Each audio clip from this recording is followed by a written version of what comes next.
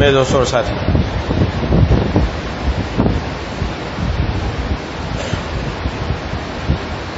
سورہ زلزال کی چند آیتیں تلاوت کی ہیں. اس میں اللہ تبارک و تعالی نے ارشاد فرمایا کہ قیامت کے دن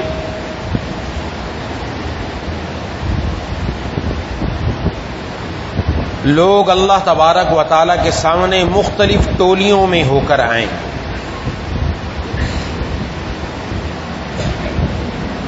تاکہ ان کو ان کے اعمال دکھائے جائیں.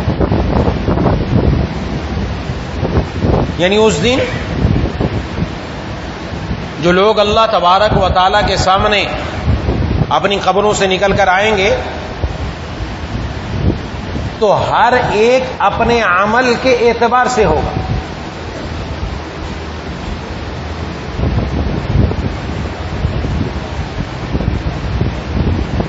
حدیث شریف میں ارشاد فرمایا بعض لوگ ایسے ہوں گے کہ جو سواریوں پر سوار ہو کر میدان محشر پہنچیں. بعض لوگ ایسے ہوں گے جو پیدل چل کر آئیں گے، اور بعض لوگ ایسے ہوں گے کہ جن کے بارے میں قرآن کریم میں فرمایا نحشرهم یوم القیامت علی وجوہہم عمیا وبکما وصما، کہ ان کو ان کے چہرے کے بل چلایا جائے. الامان والحفیظ، یعنی ان کا چہرہ وہ کام کرے گا جو پاؤں کرتے ہیں، چہرے کے بل چل کر آئیں گے، اندھے بہرے گونگے بن کر. اور ایک حدیث میں ارشاد فرمایا کہ اس دن لوگ ہر ایک انسان اپنے پسینے میں شرابور ہوگا.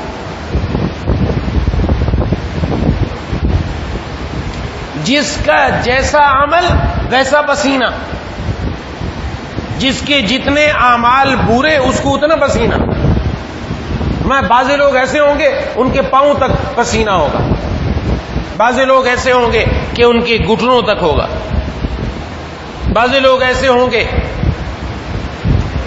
کہ ان کے پیٹ تک ہوگا، بعض لوگ ایسے ہوں گے سینوں تک ہوگا، بعض لوگ ایسے ہوں گے فرمایا ان کے منہ تک ہوگا، اور بعض لوگوں کا ایسا ہوگا کہ ان کو اچھو لگ رہا ہوگا، یعنی منہ بھی اور پسینے کے اندر ڈوب رہا ہوگا.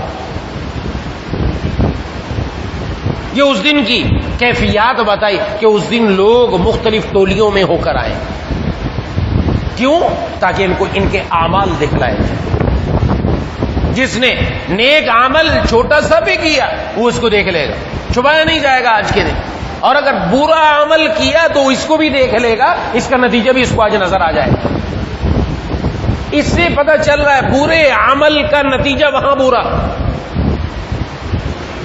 برے اعمال والے کے لیے میدان معاشر میں پریشانی ہی پریشانی. اللہ تعالیٰ سب مسلمانوں کو محفوظ رکھے.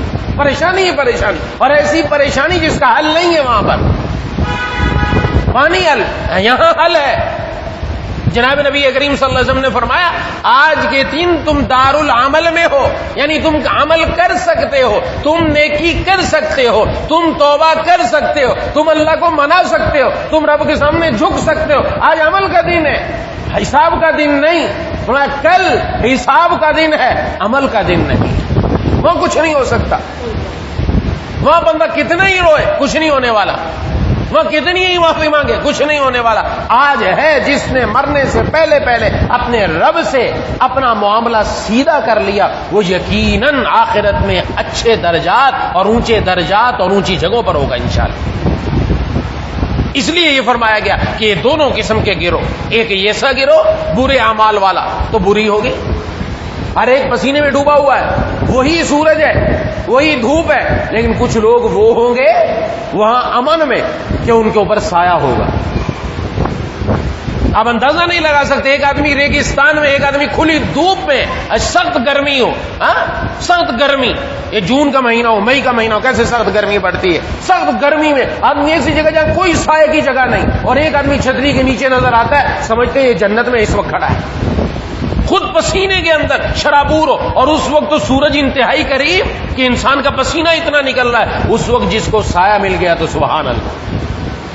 کچھ لوگ وہ ہوں گے، کچھ ایسی جماعتیں ہوں گی، کچھ ایسے گروہ ہوں گے جن کو اللہ تبارک و تعالیٰ اپنے عرش کا سایہ نصیب فرمائے۔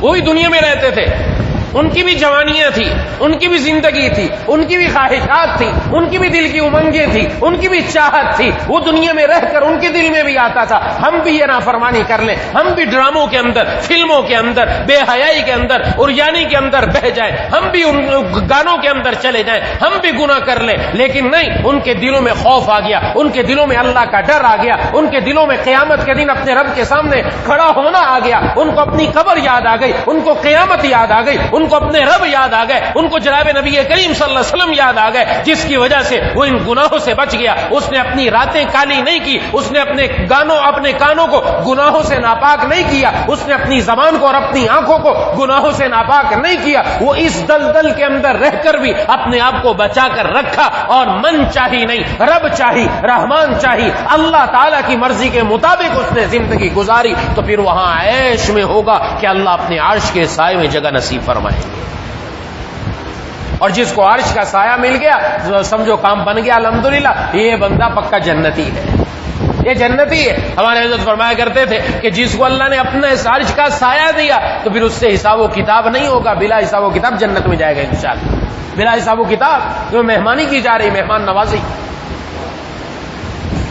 اور کتنے لوگ ہوں گے جن کو اللہ تبارک و تعالی اپنے عرش کا سایہ نصیب فرمائیں گے؟ 7 لوگ ہیں جن کو فرمایا اللہ اپنے عرش کا سایہ نصیب فرمائیں گے۔ اب میں نے اور آپ نے دیکھنا ہے ہم میں سے کون آدمی کس ٹولی میں ہے، کہ ہم ایسی ٹولی میں، ایسے گروہ میں، ایسی جماعت میں اور آپ اپنے آپ کو شامل کر لیں کہ جس کو کل قیامت والے دن اللہ تبارک و تعالیٰ کے عرش کا سایہ ملے۔ اصل مقصد یہ، میرے اور آپ کے بیٹھنے کا مقصد یہ ہے، جمع ہونے کا مقصد یہ، اللہ تبارک و تعالیٰ میرے کہنے میں، آپ کے سننے میں اخلاص پیدا فرما دے، اور ہم سب کو عمل کی بھی توفیق نصیب فرما دے۔ حدیث شریف میں، بخاری شریف میں بھی حدیث ہے، بڑی بڑی سب کتابوں میں موجود ہے۔ 7 آدمی، 7 یظلهم اللہ فی ظلہ لا ظل الا ظلہ، او کما قال علیہ الصلوۃ والسلام۔ میں جس دن کسی چیز کا سایہ نہ ہوگا، اللہ 7 آدمیوں کو اپنے عرش کا سایہ نصیب فرمائے۔ ان میں سب سے پہلے نمبر 1 امام عادل، انصاف کرنے والا حکمران، انصاف کرنے والا امام، عادل حکمران، جس کو اللہ تعالیٰ نے حکمرانی دی، اور حکمرانی اس نے ایسی کی کہ لوگوں کے درمیان انصاف کیا، انصاف کے ساتھ اس نے سب، اب اس کے پاس طاقت ہے، سب چیزوں کا نشہ اس کے پاس ہے، کیونکہ اس کے پاس سب دولت ہے، خزانے بھی اس کے ہاتھ میں، حکومت بھی اس کے ہاتھ میں، سب چیزیں اس کے ہاتھ میں، لیکن پھر بھی خوف خدا اس کے دل میں ہے کہ اس اونچے عہدے پر بیٹھ کر بھی لوگوں کے ساتھ انصاف کیا اس نے، میں اللہ اس کو اپنے عرش کا سایہ نصیب فرمائے۔ اور ہمارے حضرت فرمایا کرتے تھے، اب ہم کہیں تو ہم تو حکمران نہیں ہیں، ہمیں کیسے ملے گا؟ ہمیں بھی مل سکتا ہے، ہمیں بھی اللہ تبارک و تعالیٰ یہ درجہ نصیب فرما سکتے ہیں۔ ہم میں سے ہر آدمی اپنے 6 فٹ 6.5 فٹ کے جسم پر حکمران ہے، اس کے اوپر اللہ تبارک و تعالیٰ کے احکامات کا جھنڈا گاڑ دو۔ یہ ہاتھ، یہ آنکھیں، یہ زبان، یہ ناک، یہ کان، یہ پورا جسم، اس کے سارے اعضاء یہ ہماری رعایا ہیں۔ اس رعایا کے ساتھ جو انصاف کرنے والا ہے، کل اللہ امام عادل میں اس کو شمار فرمائیں گے۔ اس کے ساتھ انصاف کیا ہے؟ اس کے ساتھ عدل کیا ہے؟ عدل اور ظلم یہ دونوں مقابلے میں آتے، کہتے ہیں اس نے انصاف کیا، یہ ظلم کرنے والا ہے۔ عدل کا مطلب اور ظلم کا مطلب، ظلم کا مطلب جس چیز کا جو کام ہے اس کو اس میں نہ لگایا جائے، اس سے ہٹا دیا جائے، اور انصاف جس کا جو کام ہے اس کو اسی میں لگایا جائے۔ آنکھ کا جو کام ہے اس کو اسی میں لگایا جائے، اس کو اس سے ہٹ کر نہ لگائے، یہ انصاف کرنے والا ہے۔ اپنے 6 فٹ کی جسم پر انصاف، حکمرانی ہماری ہے، لیکن آج ہمارے 6 فٹ کی جسم پر بھی ہماری حکمرانی نہیں چل رہی۔ کہیں آنکھ کی حکمرانی ہے، کہیں زبان کی حکمرانی ہے، کہیں کانوں کی حکمرانی ہے۔ جب غصہ آیا تو پھر نہ دیکھا زبان سے کیا نکل رہا ہے. اللہ کا حکم ٹوٹا, سامنے والے کی عزت پامال ہوئی, چاہے ماں باپ ہو, چاہے بیٹی ہو, چاہے بیوی ہو, چاہے بچے ہو, اور زبان سے وہ لفظ نکلے جو نہیں نکلنے چاہیے تھے, جن میں سے ایک ایک لفظ پر پکڑ ہے, ایک ایک لفظ پر پکڑ ہے کہ جناب نبی کریم صلی اللہ علیہ وسلم نے ارشاد فرمایا انسان اپنی اس زبان کی کھیتیوں کی وجہ سے اوندے منہ جہنم کے اندر گرائے جائیں. اس زبان کی سب سے زیادہ پکڑ اس زبان کی ہے, سب سے زیادہ پکڑ. اس کو بے دریغ ہم نے استعمال کیا. اس کا کیا مطلب؟ اس پر ہماری حکمرانی نہیں تھی اس لیے یہ چلی. اگر حکمرانی ہوتی تو پھر اس کو اپنی مرضی سے اللہ کے حکم کے مطابق چلاتے. آنکھ نے جو چاہا دیکھا, جہاں چاہا دیکھا. اس پر ہماری حکمرانی نہیں. آنکھ وہ دیکھے جس کو اللہ تبارک و تعالیٰ چاہے, تب جا کر کام بنے گا. ہمارے حضرت فرماتے تھے کہ جب رعایا قابو میں نہ آئے تو کرفیو نافذ ہو جاتا ہے, فوج آ جاتی ہے, کرفیو نافذ کر دیا جاتا ہے, اور لوگوں سے حکومت فوج کے ذریعے سے اپنے احکامات منواتی ہے. فرمایا کہ جب تمہارے اعضاء بھی تمہاری نافرمانی کرنے لگے تو ان پر اپنے دل سے قوت ارادی کی فوج بھیجو, کرفیو نافذ کرو اس کے اوپر بھی, اور اپنی مرضی سے ایک ایک عضو سے ایک ایک کام لو. جب ایسا کرو گے اللہ کا جھنڈا ہمارے جسم پر لگ گیا, اللہ کا حکم ہمارے جسم پر آ گیا, رب تعالیٰ کے احکام بلند ہو گئے, تو پھر جہاں ہوں گے آپ بھی آپ ہوں گے.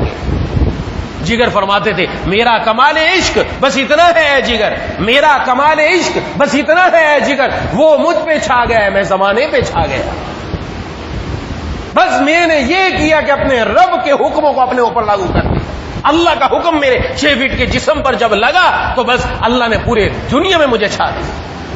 پوری دنیا پر, پورے لوگوں پر اللہ محبتیں پھیلا دیتے. جناب نبی کریم صلی اللہ علیہ وسلم نے ایک حدیث میں ارشاد فرمایا, حدیث کا مفہوم ہے اللہ جس سے محبت فرماتے جبرائیل امین کو فرماتے میں اس سے محبت کرتا ہوں تم بھی محبت کرو. اور پھر حکم ہوتا ہے جبرائیل امین فرشتوں میں پھیلا دیتے اللہ اس سے محبت کرتے تم بھی کرو, اور یہاں تک کہ فرشتے دنیا میں لوگوں کے دلوں میں محبتیں ڈال دیتے کیونکہ اس سے اللہ محبت کرتا ہے لہذا تم بھی محبت کرو. لوگوں کے دلوں میں محبتیں پیدا ہو جاتی ہیں. آج ہم محبتیں پیسے سے ڈھونڈتے ہیں. آج ہم دنیا میں غلط طریقوں سے محبتیں یہ نہیں ڈھونڈی جا سکتی. محبت کیا ہے؟ محبت کا پیدا کرنے والا, اس کو راضی کر لو, وہ خود لوگوں کے دلوں میں محبتیں پیدا کر دے گا. محبتیں ہی محبت. تو پہلی چیز کیا؟ امام عادل, پہلا وہ شخص ہے کہ جس کو اللہ تبارک و تعالی اپنے عرش کا سایہ نصیب فرمائیں گے, اور میں اور آپ اپنے آپ کو اس میں شامل کر سکتے ہیں. نمبر 2, شاب نشأ فی عبادت اللہ, وہ نوجوان جس کی جوانی کی اٹھان اللہ تعالی کی عبادت میں چلی. جوانی ابھرتی ہوئی, جو کہتے ہیں جوانی ابھرتی ہوئی جوانی, اس نے اپنی جوانی کو اللہ کے حکموں پر فدا کیا.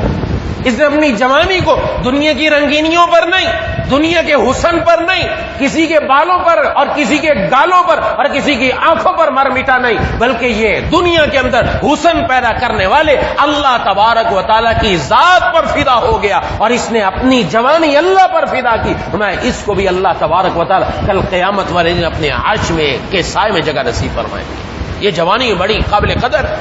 آج جوانی کس چیزوں میں جا رہی ہے؟ جوانی برباد ہو رہی. اپنی جوانی کی قوتیں ہم کدھر لگا رہے ہیں؟ اپنی جوانی کی قوتوں کو کہاں ضائع کیا جا رہا ہے؟ دنیا کے چکروں میں. ہم مٹی سے بنے, اگر مٹی پر فدا ہو جائے کچھ بھی نہیں حاصل. مٹی پر لگ گئی کیا ہوئی؟ کچھ نہ ہوا. یہ مٹی پر نہ لگے, یہ مٹی خالق مٹی جو مٹی کا پیدا کرنے والا ہے, جو کائنات کا پیدا کرنے والا ہے, یہ مٹی اگر اس پر فدا ہو گئی تو پھر کام بن جائے گا, پھر کام بن جائے گا. دنیا کے اندر مٹی کی قدر و قیمت نہیں, مٹی کی کوئی قیمت نہیں ہے, لیکن دنیا میں ایک جگہ کی مٹی ایسی ہے جس کی قیمت ہے, جس کو لوگ بھی سمجھتے قیمتی ہے اور باقاعدہ قیمتاً وصول کیا جاتا ہے, اور وہ مٹی ہے سونار کی دکان کی مٹی.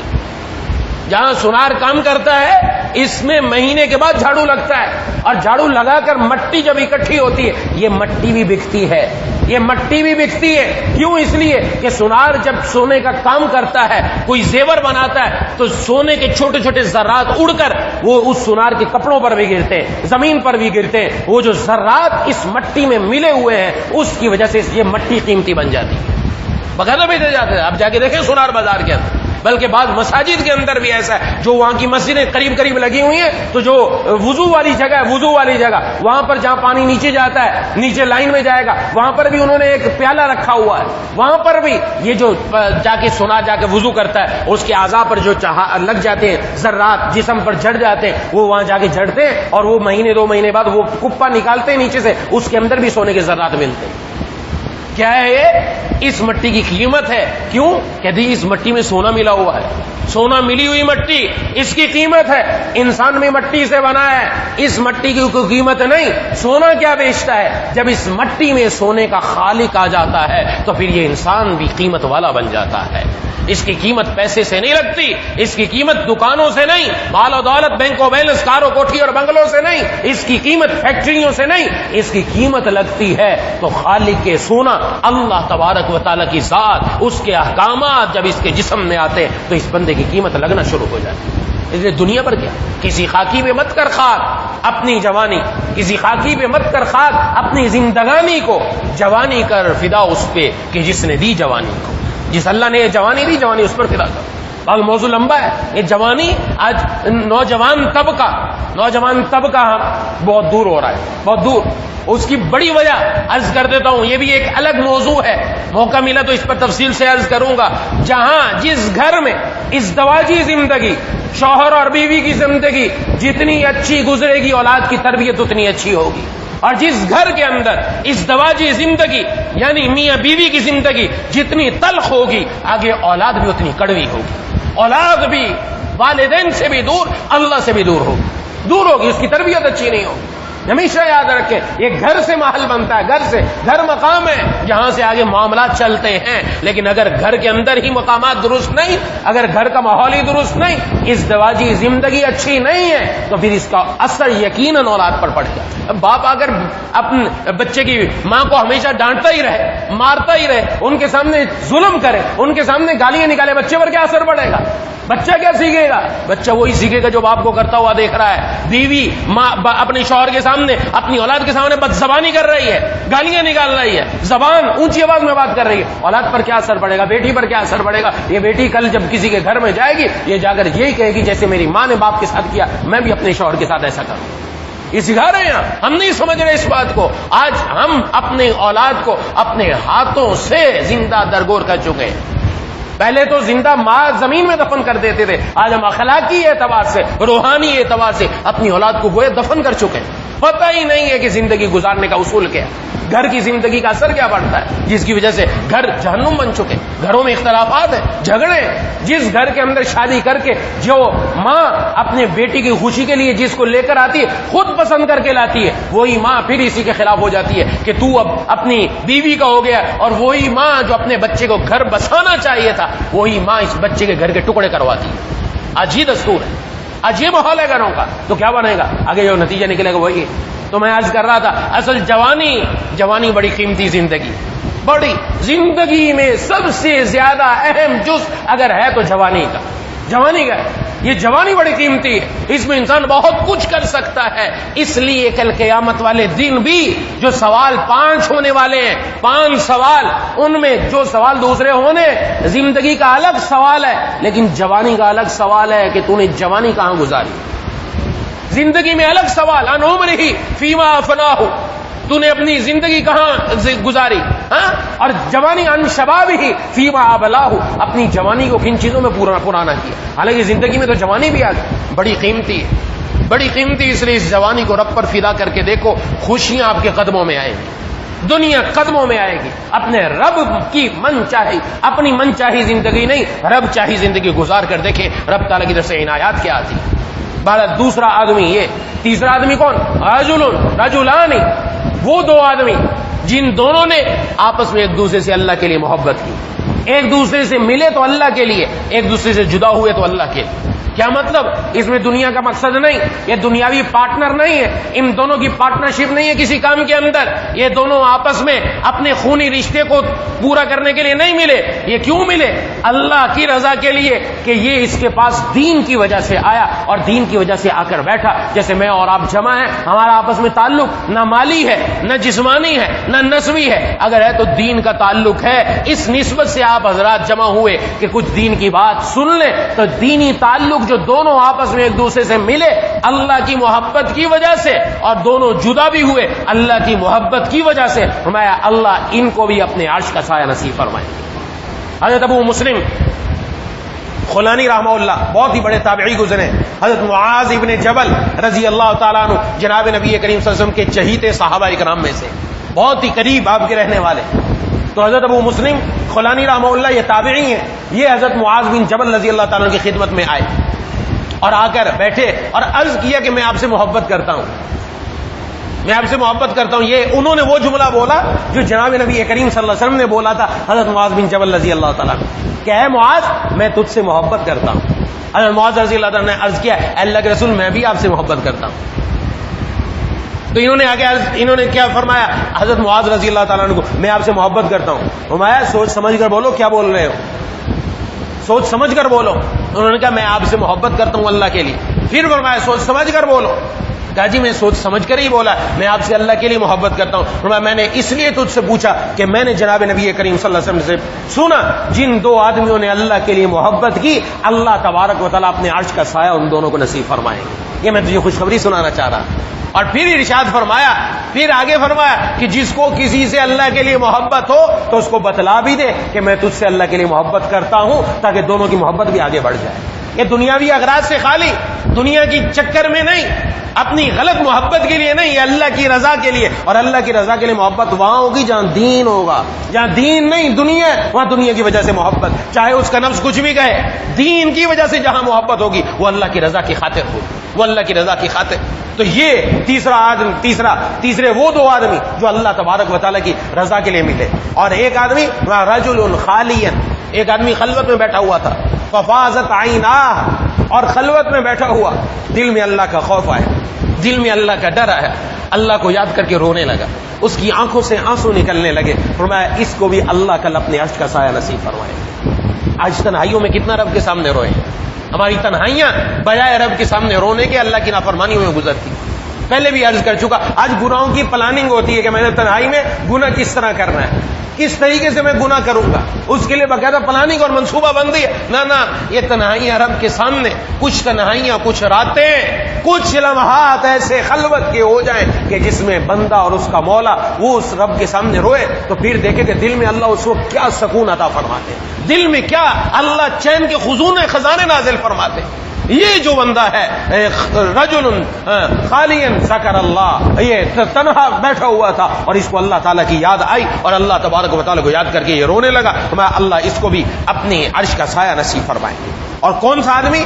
پانچواں، رجل قلبہ معلق بالمساجد، وہ آدمی جس کا دل مسجدوں میں اٹکا رہتا ہے، نماز پڑھ کر گیا تو دوبارہ دل اٹکا ہوا مسجد میں، کب دوبارہ اذان ہو کب دوبارہ مسجد میں جاؤں، کب دوبارہ اذان ہو کب مسجد میں جاؤں۔ منع نہیں دنیا کمانا، لوگ سمجھتے ہیں شاید مولوی لوگ یہ دین بتا رہے ہیں، نہیں آپ کو منع نہیں کیا، یہ منع کیا جا رہا ہے کہ آپ نہ جاؤ، نہیں جائے۔ ظاہر ہے جو بندہ مسجد میں ہی بیٹھا ہے تو اس کے تو مسجد میں لگا ہوا ہے، اٹکا ہوا کس کا ہوگا؟ وہ ہوگا جو مسجد سے نکل گیا اور نکلنے کے بعد وہ دنیا کے کاروبار میں مگن ہے، حلال کمائی کے اندر لگا ہوا ہے، حلال کاروبار میں لگا ہوا ہے، اور وہاں پر بھی وہ دنیا میں ہے لیکن دل اس کا پھر بھی مسجد میں ہے۔ فرمایا یہ بندہ بھی کل اللہ اپنے عرش کا سایہ نصیب فرمائے۔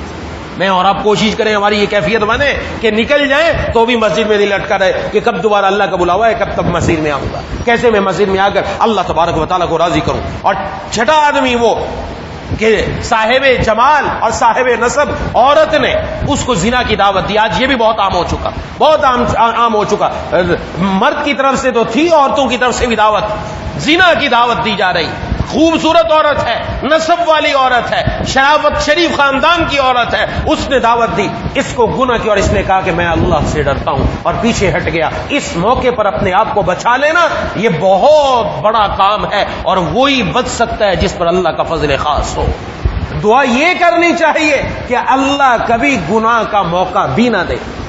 یہ دعا کرو. ہمیں معلوم نہیں, ہمیں اپنے نفس پر بھروسہ نہیں کہ گناہ کا موقع ملے اور بچ جائیں, نہ جانے نہ بچ سکے, گناہ کے اندر پڑ جائیں. دو بزرگ حج کے لیے جا رہے تھے, ایک بزرگ خیمے میں رہے, دوسرے نے کہا باہر سے ضروریات پوری کر کے آتا ہوں, کچھ چیزیں جمع کر کے آتا ہوں. جب واپس آئے تو یہ رو رہے تھے. کہا آپ کیوں رو رہے ہیں؟ کہا اس لیے رو رہا تھا کہ ایک خاتون آئی اور مجھے گناہ کی دعوت دی, لیکن میں نے اس کو انکار کر دیا, میں اللہ کے خوف سے رو رہا ہوں. وہ بزرگ بھی اس کے پاس بیٹھ کر رونے لگے. کہا تو بچ گیا, اگر میں تیری جگہ ہوتا تو نہ بچ سکتا. یہ اللہ نے میری حفاظت فرمائی کہ مجھے یہ موقع نہیں آنے. اس لیے گناہ کا موقع نہ ملنا بھی انسان کے لیے بڑی نیک بختی کی علامت ہے, اور مانگنا چاہیے اللہ موقع ہی نہ ملے گناہ کا, کبھی موقع ہی نہ ملے. اور ساتواں آدمی وہ ہے جو چھپا کر صدقہ کرنے والا ہے. چھپا کر, پتہ ہی نہیں. دائیں آج ہمارا معاملہ الٹ ہو چکا ہے. آج دکھلا کر صدقہ ہو, اتنے دیگیں پکائی دمادم, لے بھی لنگر لگا پڑا ہے, 10 دیگیں پکا لی, آؤ کھاؤ پی اور جاؤ. نام ہو رہا ہے نا. جناب نبی کریم صلی اللہ علیہ وسلم نے ارشاد فرمایا صدقہ کس طرح دو, دائیں ہاتھ سے دو, بائیں ہاتھ کو بھی پتہ نہ چلے. حالانکہ بائیں ہاتھ جسم کا عضو ہے, کیسے نہ پتہ چلے؟ آپ نے اتنی زیادہ اس میں حکم دیا, اتنی زیادہ اس کے اندر خفا اور پوشیدگی کرو کہ تمہیں بائیں ہاتھ کو بھی پتہ نہ چلے کہ دائیں ہاتھ سے کیا دیا ہے تم نے, اتنا بھی پتہ نہ چلے.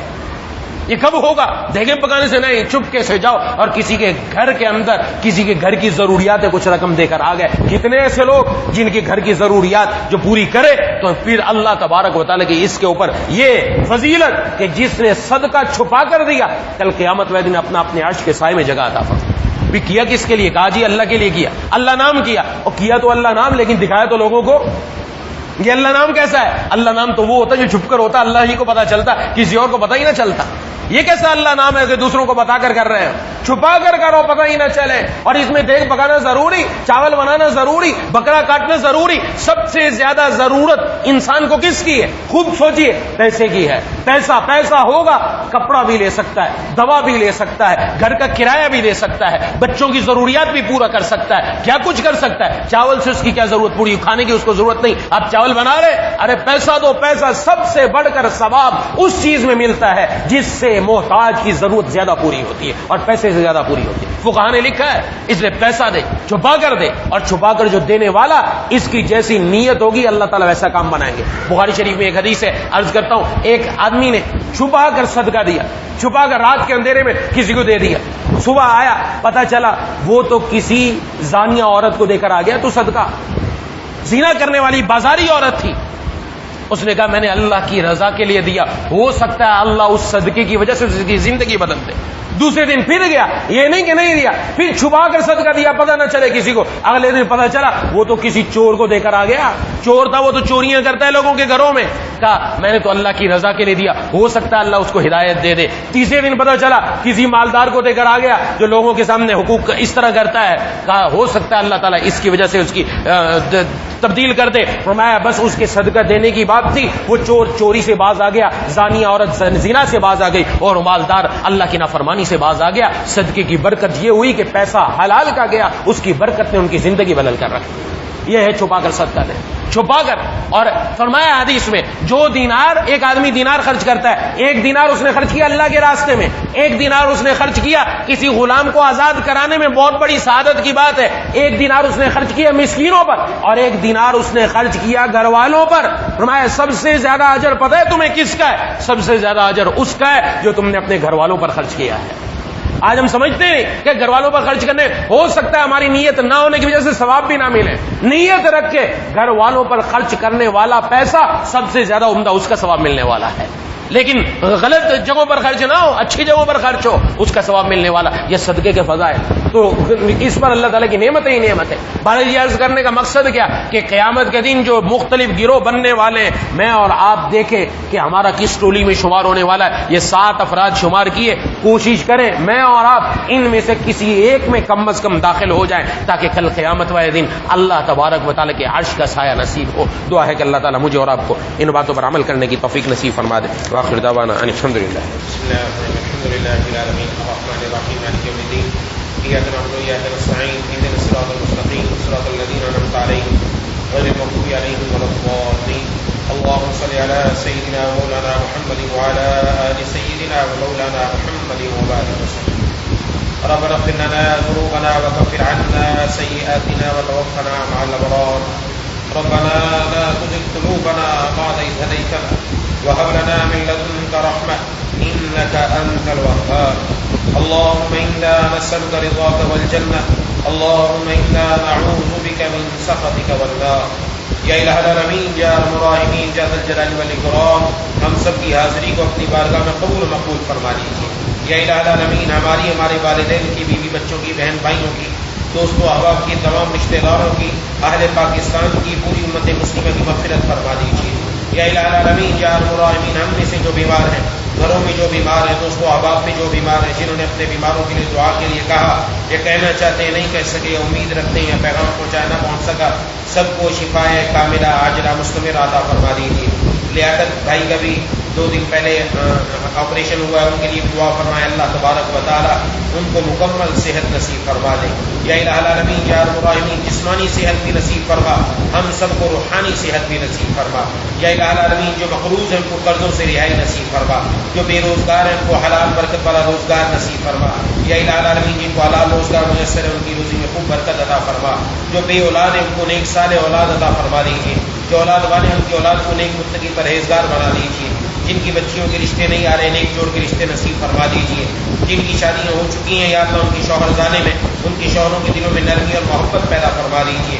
گھروں میں اتفاق اتحاد محبتیں پیدا فرما دیجیے. یا اللہ اس دواجی زندگی خوشگوار گزارنے کی توفیق نصیب فرما دیجیے. گھروں میں یا اللہ اپنی اولاد کی صحیح نہج پر تربیت کرنے والا بنا دیجیے. ہم سب کو اپنے والدین کی آنکھوں کی ٹھنڈک بنا. ہمارے والدین کی ہر بیماری تکلیف دکھ درد دور فرما. یا اللہ ان کو دنیا میں بھی خوشیاں نصیب فرما، دنیا میں بھی بلندیاں نصیب فرما، آخرت میں جنت الفردوس میں جگہ عطا فرما. یا اللہ اور ہماری اولاد کو ہماری آنکھوں کا تارا اپنا پیارا بنا. یا ذا الجلال والاکرام ہمیں اپنے گھروں میں مساجد کا ماحول بنانے کی توفیق نصیب فرما. یا اللہ گھروں میں یا اللہ دین اور اپنے احکامات پر عمل کرنے کی توفیق نصیب فرما. اے الہ العالمین اے ارحم الراحمین یا ذا الجلال والاکرام جتنے بھی حاضرین مجھ سے موجود ہیں ہم سب کے دلوں میں جتنی جائز تمنائیں ہیں یا اللہ سب پوری فرما. یا الہ العالمین مرتے دم تک دین اسلام پر قائم رکھ. یا الہ العالمین سلامتی اعضاء سلامتی ایمان کے ساتھ زندہ رکھیے. سلامتی اعضاء سلامتی ایمان کے ساتھ دنیا سے اٹھائیے. یا اللہ رقیق القلب رحیم المزاج بنا دیجیے. قلب سلیم، فہم سلیم، عقل سلیم عطا فرما.